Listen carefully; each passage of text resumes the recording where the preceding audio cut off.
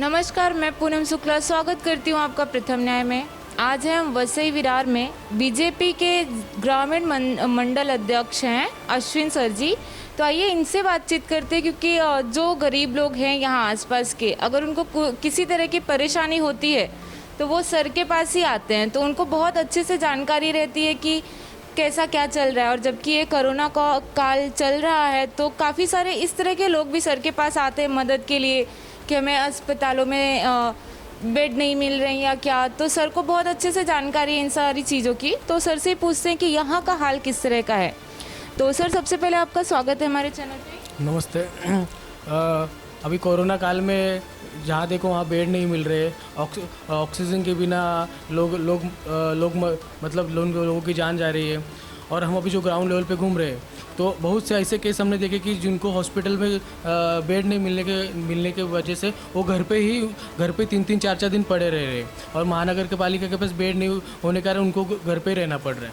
और घर पे रहने के वजह से उनका क्या हो रहा है, उनका जो ऑक्सीजन लेवल है वो उनका धीरे धीरे कम होते जा रहा है। ऐसा एक केस हमने अभी 3-4 दिन पहले हमने एक केस देखा कि उन्होंने 3 दिन महानगर पालिका में जाके देखा तो उनको बेड अवेलेबल नहीं था और उनकी इतनी कैपेसिटी थी कि वो प्राइवेट में खर्चा कर सकते। तो जी, प्राइवेट के जो अस्पताल हैं वो कितना चार्ज कर रहे हैं लोगों से बेड के लिए? बेड के लिए वो मनमानी चार्ज हो रहा है, प्राइवेट में मनमानी हो रहा है। और पहली बात प्राइवेट में भी बेड अवेलेबल नहीं मिल रहा है। इसके लिए आम आदमी जो अपने जैसा आदमी वो नहीं वहाँ पे पे कर पा रहा है। और महानगर पालिका से बेड नहीं होने के कारण वो घर पे ही सब लोग रह के अपना जान बचाने की कोशिश कर रहे हैं। तो ऑक्सीजन की कमी की वजह से अभी कुछ दिन पहले ही यहाँ पे जो है कुछ लोगों की मौत हो गई थी। तो उस बारे में आप क्या कहेंगे कि क्यों ऐसा हुआ, क्या कहाँ पे गलती हो गई? हॉस्पिटल प्रशासन का कहना है कि ऐसा कुछ ऐसा ही हुआ है करके, मगर जो बाहर से पता चल रहा है कि ऑक्सीजन वहाँ पे नहीं होने के कारण उनकी मौत हुई, ऐसा मुझे पता चला है। तो सर, जैसा कि आप यहाँ पे लोगों के लिए बहुत काम करते, तो आपकी तरफ से क्या काम किया जा रहा है कि उनको कुछ हेल्प हो इस टाइम पे? अभी जिनका भी फ़ोन आ रहा है, जहाँ जिनको बेड अवेलेबल नहीं हो रहा है महानगर पालिका में, या उनको रेमडेसिविर नहीं मिल रहा है, या और ऐसी बहुत परेशानी है यहाँ पे कि जिनको खाने के लिए प्रॉब्लम है, ऐसे सब प्रॉब्लम पे हम लोग अभी फ़िलहाल काम कर रहे हैं। और आज ही हम दिन में कम से कम 10 से 12 रेमडेसिविर के लिए फ़ोन आते हैं कि हमें रेमडेसिविर चाहिए। हम जहाँ से हो सकते हैं वहाँ से उनको अवेलेबल करने की कोशिश करते हैं। मीरा रोड से, दहीसर से या मुंबई से, जहाँ से अवेलेबल वहाँ से करने की कोशिश करते हैं। कैसे कल ही हमने ऐसे दो जन को रेमडेसिविर हमने करा के दिए। और आज भी सुबह से हम ट्राई कर रहे हैं रेमडेसिविर के लिए, जो अपने सुपर पेलर पे गैलेक्सी हॉस्पिटल में एडमिट है कृष्णा दौन करके, उनका सुबह से कॉल आ रहा है कि रेमडेसिविर उनको ज़रूरत है, पर हम उनको नहीं दे पा रहे क्योंकि रेमडेसिविर मार्केट में कहाँ पे अवेलेबल ही नहीं है। तो इसमें भी बहुत घोटाले की बात चल रही है रेमडेसिविर में भी।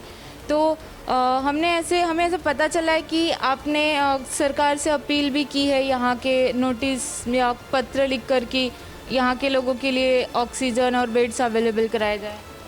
ये पहली बात तो हमने जो ग्राउंड लेवल पे काम करते जो हमको परेशानी नज़र आई कि लोगों को बेड नहीं मिल रहे या लोगों को ऑक्सीजन की वजह से लोगों की जान जा रही है, इसके लिए हमने क्या किया कि लोगों के लिए ये एक हमारे आयुक्त साहब को और कलेक्टर साहब को एक निवेदन दिया है कि वसई विरार में जो तरह से कोरोना की दहशत बढ़ रही है, वो कोरोना को रोकने के लिए हमने उनको एक जम्बो कोविड सेंटर की मांग की है। और जम्बो कोविड सेंटर में एक ICU और ऑक्सीजन बेड उनको उपलब्ध करा के देने के लिए लोगों की हमने मांग की है। और ऑक्सीजन बेड उनको प्राइवेट में कहाँ नहीं मिलने के कारण और महानगर पालिका इतना बड़ा कोविड सेंटर नहीं होने के कारण बहुत लोगों की घर पे जान जा रही है। और प्राइवेट में आम आदमी मेरे हिसाब से तो इतना खर्चा नहीं कर पा रहा है। इसके लिए हमने प्रशासन को ये मांग की है और आयुक्त साहब को मांग की है कि यहाँ पे भव्य कोविड सेंटर उभारे, वहाँ पे पूरा सुविधा होनी चाहिए, ऑक्सीजन बेड होना चाहिए, ICU वहाँ पे होना चाहिए। ऐसे हमने आयुक्त साहब को मांग की है।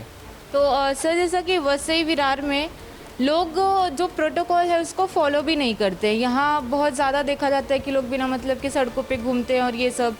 तो इन सब को रोकने के लिए आपको क्या लगता है कि क्या करना चाहिए? अभी इसके लिए हमने एक प्रायोजन किया हुआ है। 4 दिन से हमने डॉक्टरों से बात किया है कि इसके लिए हमको कुछ तो एक लोगों में जन जागृति के लिए हमने एक वेबिनार करने की हम कोशिश कर रहे हैं कि जो जूम के द्वारा हम लोगों को वो बात बता सके कि भाई रास्ते पे ना उतरने से क्या हो सकता है, और जो फिलहाल सब जगह पे चल रहा है उसकी माहिती देने के लिए हम एक ऐसे अच्छे डॉक्टरों से बात करके वो वेबिनार कर रहे हैं। और लोगों से भी हम विनती करते हैं कि काम नहीं होने के कारण रास्ते पे मत उतरिए, क्योंकि अपनी फैमिली और आप खुद सिक्योर रहिए, क्योंकि कोरोना का दहशत इतना बढ़ रहा है कि ये अपन नहीं सह पा रहे और भयानक परिस्थिति सब जगह पे हो रही। और सब जो जनता है उन्होंने भी थोड़ा प्रशासन को सहकार्य करके ये परिस्थिति को अपन खुद हैंडल करना चाहिए, थोड़ा सा सहकार्य करना चाहिए।